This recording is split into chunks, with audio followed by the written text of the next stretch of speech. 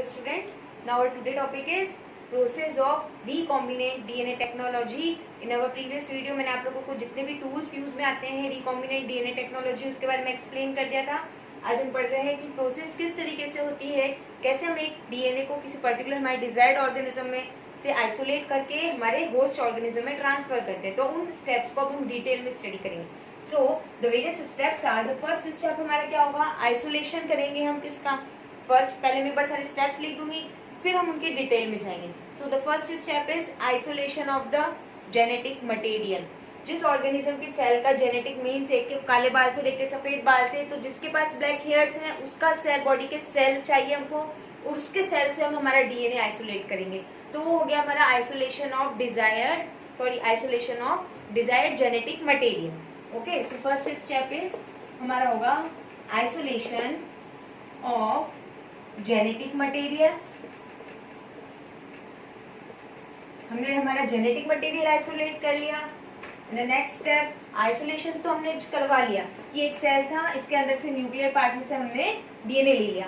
अब उस डीएनए की जो लेंथ होगी उसमें हमको इतना बड़ा लेंथ पूरा तो डीएनए चाहिएगा नहीं, तो उसके लिए द नेक्स्ट स्टेप हमको क्या चाहिए, डीएनए को फ्रेगमेंट्स में कट करवाना होगा. हम वेरियस जो मॉलिक्यूलर सीजर्स होते हैं उनका यूज करके हमारे डिजायर्ड डीएनए को क्या करेंगे, फ्रेगमेंट्स में उसकी कटिंग करवाएंगे.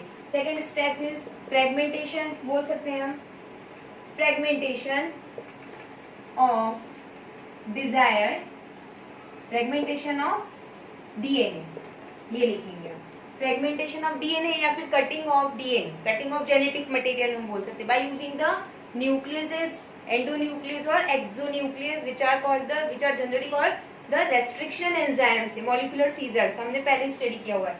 एंड थर्ड स्टेप, ठीक है, अब हमारे इस डीएनए को हमने हमारे अलग अलग छोटी बड़ी साइज के डीएनए में कट कर लिया.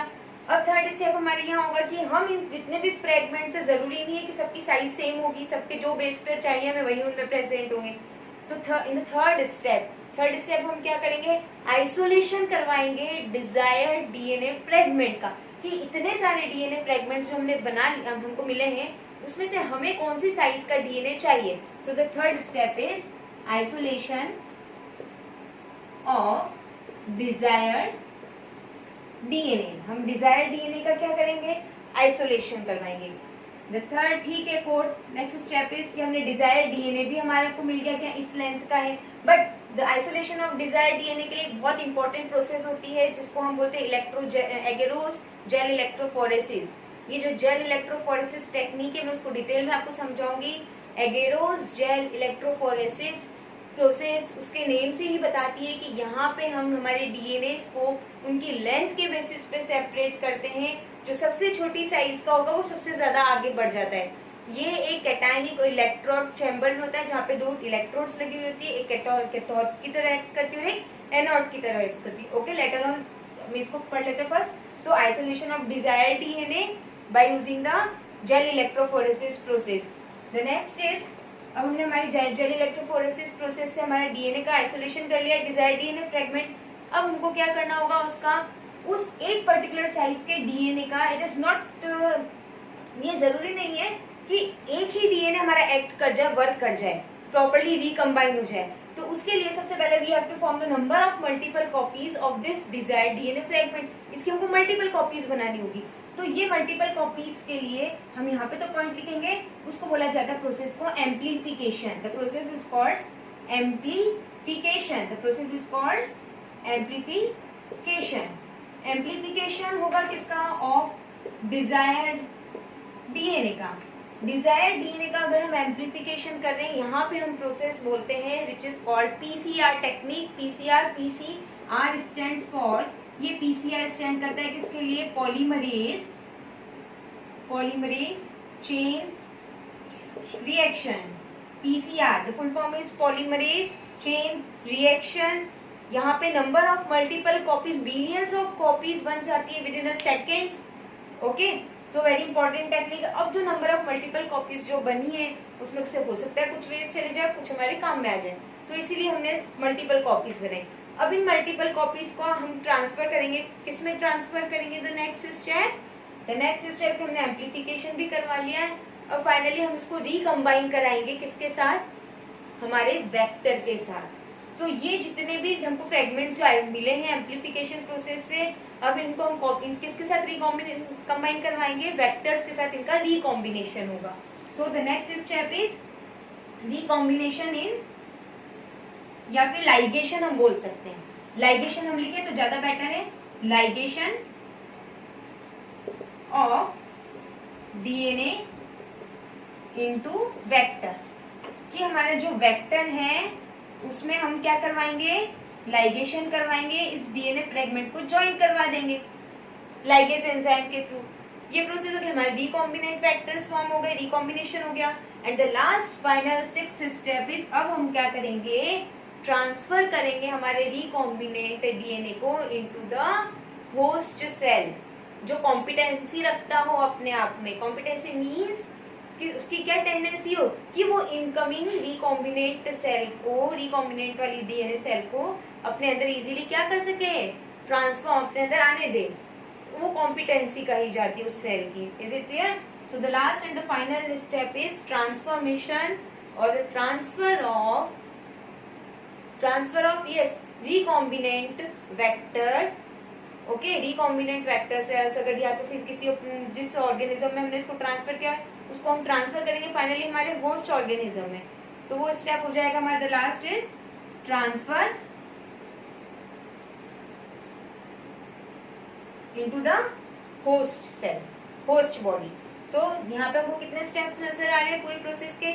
There are the 6 steps of recombination of DNA technology. recombination DNA technology के 6 steps हैं. अब हम स्टार्ट कर रहे हैं विद द फर्स्ट स्टेप.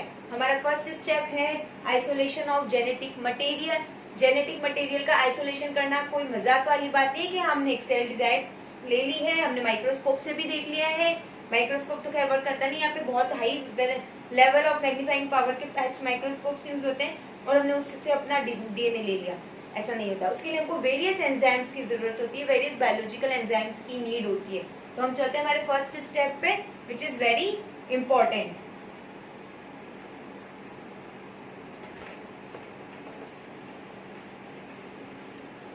अब जैसे as I previously told you कि there are the various types of enzymes, and how will you know that this is the name of an enzyme? Just go through the suffix ASE for digesting the nucleus, means nuclear material, nucleases are used. DNA की बात करें तो DNA को break करने के लिए जो DNA RNA को जो ब्रेक करते हैं उनको हम क्या बोलते हैं, न्यूक्लियसेस कहते हैं. काइटिन हो गया, उसके लिए एंजाइम यूज होता है काइटिनेज. प्रोटीन के लिए हम बोलते हैं प्रोटीएसेज. लिपिड्स के लिए हम बोलते हैं लाइपेसेज. तो यहाँ पे हमको वेरियस एंजाइम्स की रिक्वायरमेंट होगी just to isolate our DNA from the cell. तो यहाँ पे जो आइसोलेशन ऑफ जेनेटिक मटेरियल के जितने भी स्टेप्स हैं वो मैं आपको समझा रही हूँ. सबसे पहले क्या होता है बेटा, आइसोलेशन होगा, आइसोलेशन ऑफ लिविंग सेल. ठीक है, हमने हमारी लिविंग सेल को आइसोलेट कर लिया. अब इस लिविंग सेल के अंदर क्या क्या होते हैं, क्या क्या होगा इस लिविंग सेल के अंदर? इस लिविंग सेल के अंदर इसकी प्लाज्मा ऊपर की मेम्ब्रेन भी होती है. अगर बैक्टीरिया है, बैक्टीरिया से आइसोलेट करें, है ना. अलग अलग प्लांट सेल हो गई, तो अगर काइटिन प्रेजेंट है तो हम काइटिनेस एंजाइम यूज करेंगे. सेल्यूलोज प्रेजेंट है तो सेल्यूलेज एंजाइम यूज करेंगे. तो ड्यूरिंग द फर्स्ट स्टेप हम हमारी उन सेल्स को, उन लिविंग सेल्स जो हमने आइसोलेट करिए उसको ऐसे मीडियम में रखेंगे कि जिसमें किसकी प्रेजेंस होगी, यस, लाइसोजाइम्स, काइटिनेज, सेल्यूलेज. ये एंजाइम क्या करेंगे, अगर काइटिन है तो काइटिन को ब्रेक कर देंगे, सेल्यूलोज है तो सेल्यूलेज उसको ब्रेक कर देंगे. ठीक है, अब हमारे पास क्या रहेगा कि भाई सेल की प्लाज्मा में मेम्ब्रेन वगैरह अपर रीजन हट गया. अब जो इंटरनल पार्ट है उसमें हमारे पास जो भी अदर चीजें रह जाएंगी उसमें क्या रहेगी, या फिर हम बोल सकते हैं न्यूक्लियस रह गया हमारा, विथ उसमें क्या प्रेजेंट होगा, डीएनए प्रेजेंट होगा या आरएनए प्रेजेंट होगा या फिर कुछ प्रोटीन्स प्रेजेंट होंगे हमारे सेल के, है ना, या तो प्रोटीन्स प्रेजेंट होंगे. तो नेक्स्ट स्टेप पे हम क्या करेंगे, अगर हम चाहते हैं अब आरएनए को हटा दें, आरएनए हटा दें, तो आरएनए को हटाने के लिए हम कौन से एंजाइम्स यूज करेंगे, which enzymes we will use to isolate to remove the RNA? RNAs use होंगे. पीछे हमको क्या लगा देना है? ASE लगा देना है, RNAs. ओके, हमको हमारा अब क्या हो गया? अब डीएनए क्या रह जाएगा? डीएनए किसके साथ रिमेनिंग रह जाएगा? डीएनए विथ प्रोटीन्स बच गया. डीएनए किसके साथ बच गया? प्रोटीन्स रह गए एंड सम कुछ अमाउंट में अगर हम बात करते हैं तो कुछ सैकेराइड्स रह गए, मींस कुछ पॉलीसैकेराइड्स रिमेनिंग रह गए. नेक्स्ट स्टेप में हम क्या करेंगे? जो हमारे पास मटेरियल बचा है उस मीडियम में हम क्या डालेंगे? अगर प्रोटीन्स रिमूव करवाने हैं तो ऐसे मीडियम में रखेंगे जिसमें किसकी प्रेजेंस होगी? प्रोटीएसेस की. किसकी प्रेजेंस होगी? प्रोटीएसेस की. तो वो किसको डाइजेस्ट कर जाएंगे? प्रोटीन्स को. लो भाई प्रोटीन्स भी हट गए. अब हमारे पास बचा हमारा डीएनए विथ कुछ पॉलीसैकेराइड्स के. तो यहाँ पे हम क्या यूज करेंगे? पॉलीसैकेराइड्स को रिमूव करने के लिए हम कौन से एंजाइम्स यूज करेंगे? जवाब जल्दी दें. चलिए, ये क्वेश्चन मार्क के सब सोच के कि पॉलीसैकेराइड्स हैं, उनको रिमूव अगर हमको करवाना है तो हम कौन से एंजाइम्स यूज करेंगे? This is a question mark for you. So finally अगर हम डीएनए विथ कुछ सैकेराइड्स, कुछ शुगर्स के साथ रह जाती है तो उन एंजाइम्स की प्रेजेंस से हम उन एंजाइम्स शुगर मॉलिक्यूल्स को भी हटा देंगे.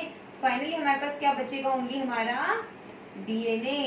This is the question for you. Okay, this is a question for you in my next video. जब मैं वापस अगर इसका एक शॉर्ट समरी दूंगी तो उसमें वापस पूछूंगी. ओके, सो द फाइनली हमारे पास क्या रह गया? डीएनए. अब जो हमारे पास डिजायर्ड डीएनए फाइनली हमारे इस स्टेप में अब क्या है? हमको अवेलेबल हुआ है. अब हमारे नेक्स्ट स्टेप पे जाएंगे जहां हम क्या करवाएंगे? कटिंग करवाएंगे यूजिंग द मॉलिक्यूलर